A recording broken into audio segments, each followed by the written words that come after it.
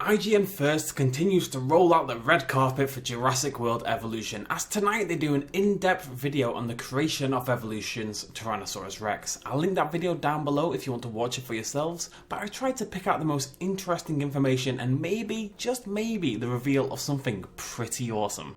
And let's start there, in Awesome Town. Population, 2 T.REXes. We heard a few weeks ago, and I covered it in a video, that dinosaurs would both scar and age. Whilst we've caught glimpses of dinosaur damage from event videos and the like, aging hadn't really been brought up before, and I can't find any history or frontier talking about it. But if you looked at those 2 T.REXes on the screen right now, wouldn't you say the one on the right looks a little bit older? The difference in skin colour could of course be simply a different skin choice, though given how subtle the difference is between the two, I do doubt it. But even the basal model and the texturing of the dinosaur is different. The right hand Rex has this stringy look to it, the muscles are showing more, the skin is flagging and wrinkling and it's tauter around the musculature. I really doubt this is just an alternate skin, as we haven't seen any other skins that change the actual model of the dinosaur.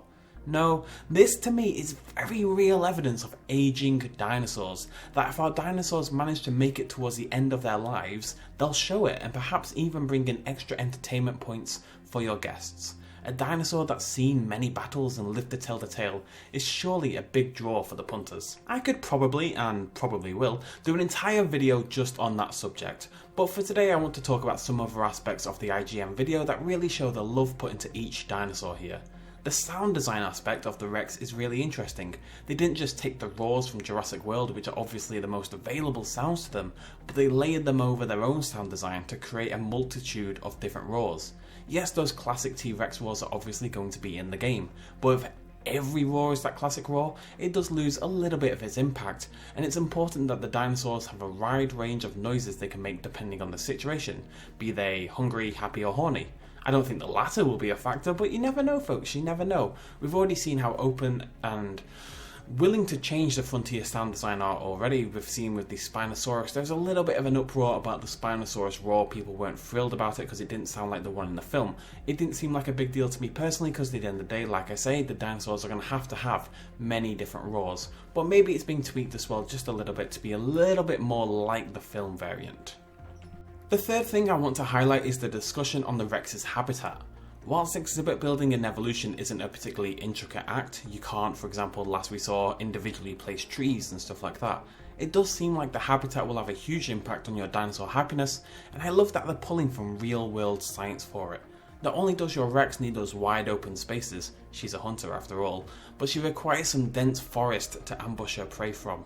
You can imagine that dinosaurs like say the Velociraptor and the Deinonychus require much more forest than plains. They want that tall grass to do their sneaky hunting, whilst the herbivores are more likely to prefer those big wide open spaces. It could definitely be expanded a little bit more. We could have rocks, more water options and the like, but it's nice to know the choices we make when building these exhibits will matter at least a little bit. Speaking of real science, they mention using actual paleontological information for the animation of the Rex's movements and combining them with how the T.REX moves in Jurassic Park. It's Jurassic science meets, well, actual science. This is something I'm really glad to see though, and something we've already seen a little bit with the likes of the Edmontosaurus with that up-to-date head comb. Jurassic Park is never going to be totally realistic. The Spinosaurus will always look nothing like an actual Spinosaurus, the Ankylosaurus is unlikely to ever look like an actual Ankylosaurus, and the Rex is never going to be a giant feathered chicken thing. And frankly, people asking for that are a little bit silly. But as long as the other dinosaurs being introduced at least play some nod towards paleontology, I think we can all be pretty happy. IGN First's coverage of Evolution is giving us loads of information, and I'm hopeful that's going to continue for the roughly 3.5 weeks until the game comes out.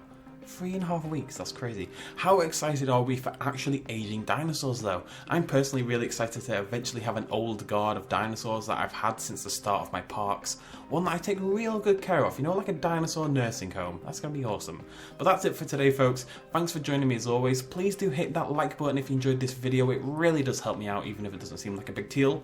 Big time. And I'll see you lovely folks in the next episode. Cheers, much love as always. Bye. go by. Quick little shout out at the end, this video and others like it would not be possible at all without the support of you guys watching me at home, and also everyone on this Patreon page right here who supported me in the last month. If you want to help out as well, you can do so at patreon.com/bestinslot. Every little really helps. Cheers.